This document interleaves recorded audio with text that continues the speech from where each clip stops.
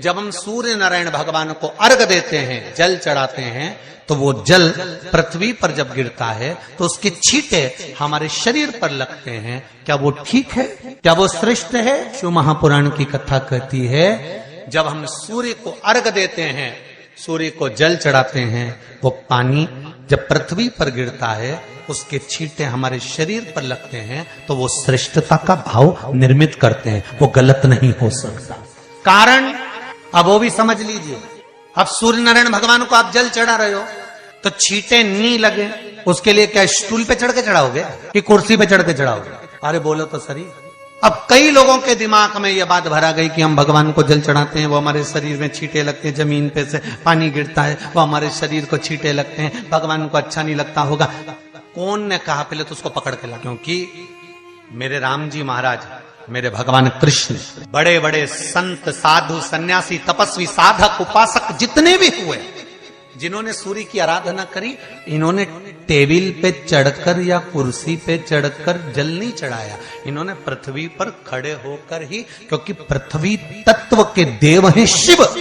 जब हम मृत्यु लोक पर खड़े होकर, पृथ्वी पर खड़े होकर भगवान शंकर का भाग पृथ्वी तत्व को धारण कर कर जल को हाथ में लेकर जब समर्पित करते हैं, और जो जल नीचे गिरता है वो शरीर पर अगर लगता है तो हमको उसका आशीर्वाद ही प्राप्त होता है, दोष नहीं लगता। पर लोगों ने इसको विपरीत कर दिया। कि कौन ने विपरीत करा? कई लोगों ने इसको विपरीत कर दिया। कौन ने विपरीत करा? तो जो दूसरे धर्म के लोग होते हैं, जिनको हिंदू धर्म से नफरत होती है और जो हिंदू धर्म की पूजन, सेवा, अर्चना को समाप्त करना चाहते हैं, वो धीरे धीरे धीरे धीरे कहने लगे कि सूर्य को जल चढ़ाओगे तो शरीर में लगेगा, शरीर में लगेगा तो दोष लगेगा। इसको कह कहकर घर घर में सूर्य को जल चढ़ाना लोगों ने बंद कर दिया कि आप जल चढ़ाएंगे तो दोष लगेगा, शरीर पे छींटा लगेगा, शरीर को ऐसा लगेगा। ये दोष नहीं है।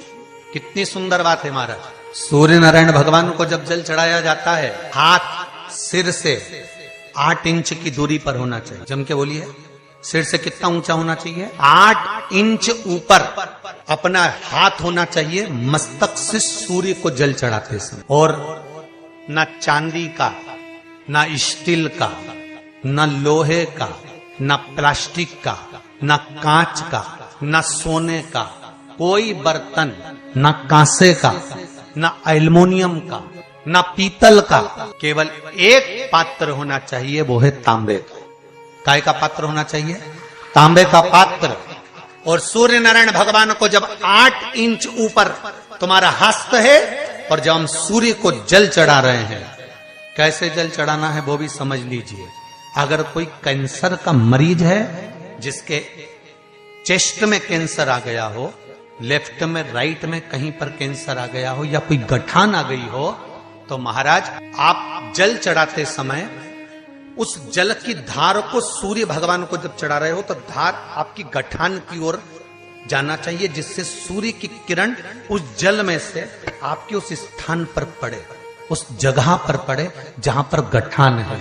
महाराज आप लगातार जल तो चढ़ाना चालू करो, अच्छे अच्छे डॉक्टर फेल हो जाएंगे और कह देंगे गठान ठीक हो।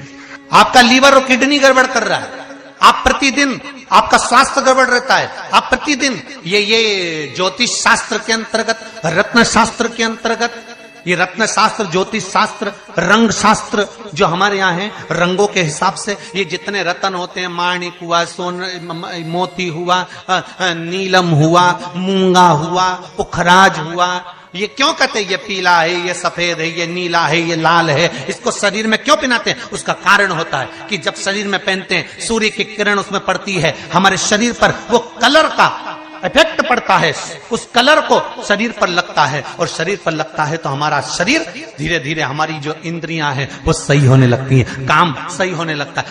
सभी लोग प्रेम से बोलें, हमारे सभी ज्योतिर्लिंग की जय हो, जय हो।